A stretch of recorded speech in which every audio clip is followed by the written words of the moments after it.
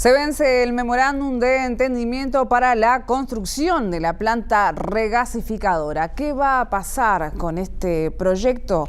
Vamos a conocer más detalles con Nicolás González. Buenas noches, Nico, ¿cómo te va? ¿Qué tal? ¿Cómo te va, Rosario? ¿Qué pasa con el futuro de la regasificadora? ¿Y qué va a pasar ahora? ¿Cuáles son las expectativas que tiene el Poder Ejecutivo a propósito de esta situación? De hecho, este memorándum de entendimiento que había entre la multinacional Shell y el gobierno uruguayo, que fue acordado en los últimos meses del año anterior, ha caducado. Caducó en la jornada anterior, en la del sábado 31 de marzo. ¿Qué pasa a partir de ahora?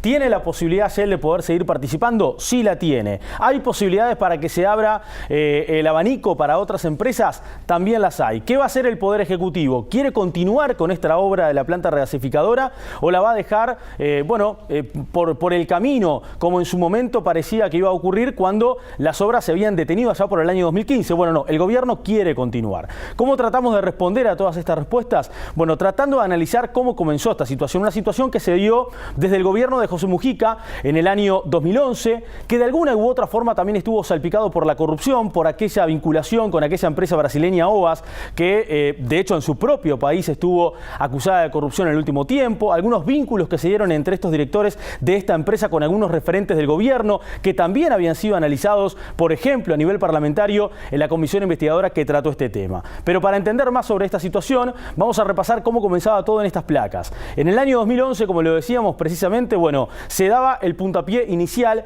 para el comienzo de la obra porque dos empresas estatales como UTE y ANCAP conformaban la empresa Gas Sayago, sociedad anónima, con la intención de que ésta gestionara justamente la obra de la planta regasificadora.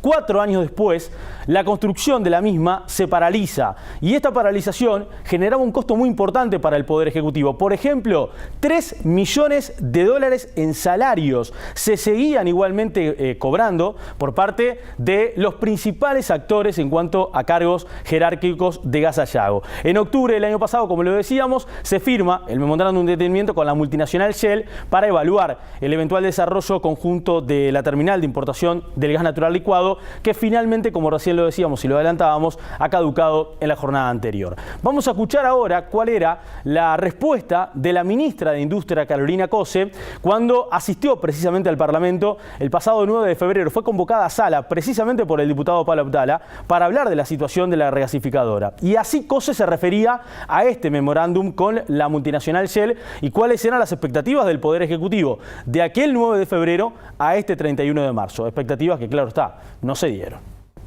Esto es un memorándum de entendimiento que surge de la negociación con Shell, que fue la única empresa que calificó en la temporada abierta que hizo Gas Sayago. En un memorándum de entendimiento no hay condiciones vinculantes. El memorándum de entendimiento lo que hace es establecer, por ejemplo, que la jurisdicción es Uruguay, que la ley aplicable es la ley uruguaya, una condición de confidencialidad. ¿Por qué confidencialidad? Porque se están negociando un nuevo modelo de negocios. Por supuesto no se va a hacer nada en el marco de la ilegalidad, eso sería una locura. En el memorándum de entendimiento dice que Gas Sayago contribuirá con los permisos que tiene o con las concesiones que tiene.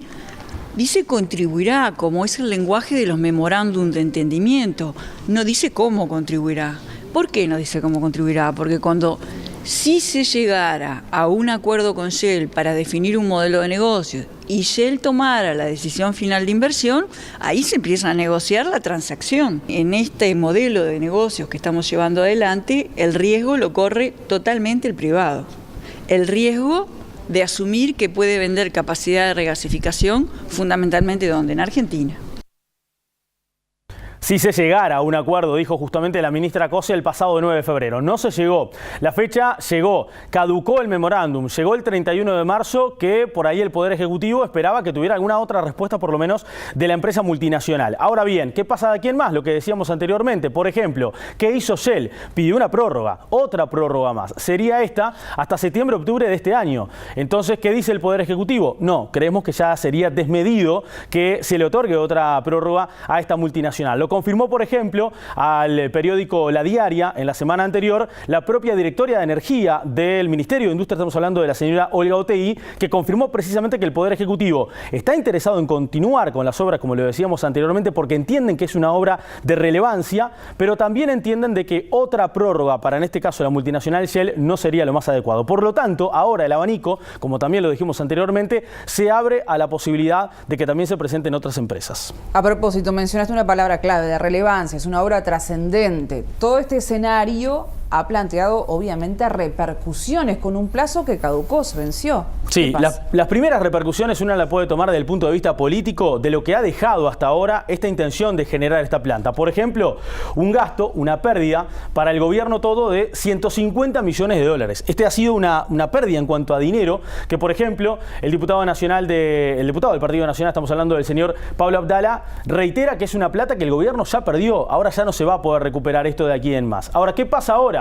Y bueno, se vuelve a foja cero. Vamos a escuchar lo que decía precisamente Abdala sobre esta situación, que de alguna forma, según entiende el diputado, podría ser beneficiosa para el gobierno. Yo he dicho, y lo reitero ahora, que de las alternativas que el país tenía, esta es la menos mala.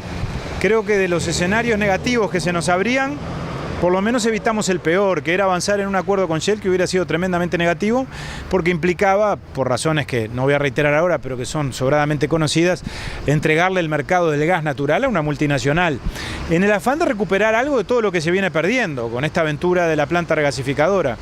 De cualquier manera, lo que nos queda es lo que ya estaba planteado. Hay 155 millones de dólares hasta ahora de recursos comprometidos allí. Creo que la cuenta puede agravarse con el balance del 2017 y por lo tanto lo que se nos genera es un problema en términos de lo que esto representa y puede representar hacia el futuro.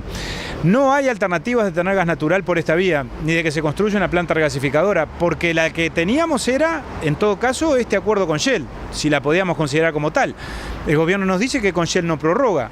Por otro lado, nos dice que igual no descarta seguir conversando con Shell. Yo creo que eso es un recurso dialéctico, porque si con Shell, después de más de un año de negociaciones, estuvieran en algo o hubieran llegado a alguna conclusión, no dejarían sin efecto el contrato. En todo caso, nos anunciarían que habrían llegado a una solución definitiva. Bien, habló de más de un año de negociaciones con la multinacional Shell, precisamente el diputado del Partido Nacional, Pablo Abdala. Ahora bien, uno se pregunta aquí, echa la ley, echa la trampa. ¿Qué pasa con Shell? ¿Shell puede seguir insistiendo en esta situación de poder estar interesado en la obra si no avanzó demasiado durante este último año? El propio Abdala explica un convenio que Shell tiene firmado precisamente con el Poder Ejecutivo, con la posibilidad de que si otra empresa se presenta, igualmente tienen que llamar, tienen que convocar a la multinacional Shell. Lo explica el propio Abdala. El convenio que firmamos con Shell, por más que se extingue, o se extingue concretamente el día 31 de marzo, contiene una cláusula que esa no se extingue y que establece en beneficio de Shell que durante un año a partir de ahora, si Gas Sayago resolviera impulsar un nuevo proyecto, eventualmente con otra empresa, en ese mismo lugar o en otro, estaría obligada a convocar a Shell. Shell tendría derecho a participar de ese nuevo proyecto. Me sorprende que las autoridades del Ministerio de Industria nada dicen sobre esto. Yo creo que en realidad lo que ocurre es que no se nos dice toda la verdad y no se quiere reconocer que esto fracasó y que hoy estamos, repito, con las manos vacías y tenemos 155 millones de dólares de pérdidas, que es lo que realmente nos queda después de esta larga historia y triste historia que el país ha vivido.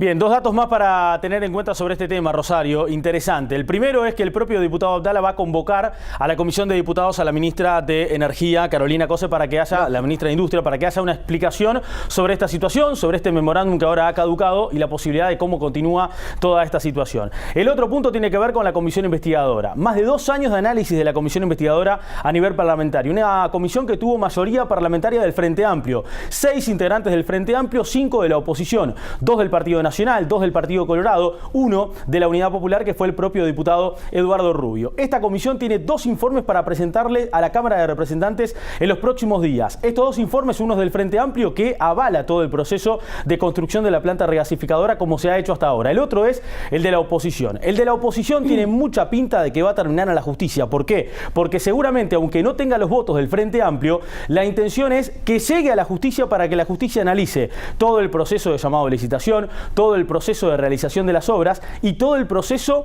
de que las obras se hayan truncado generalmente en el año 2015 y se haya paralizado la misma hasta la fecha. Así que esto seguramente tiene todavía mucha tela para cortar.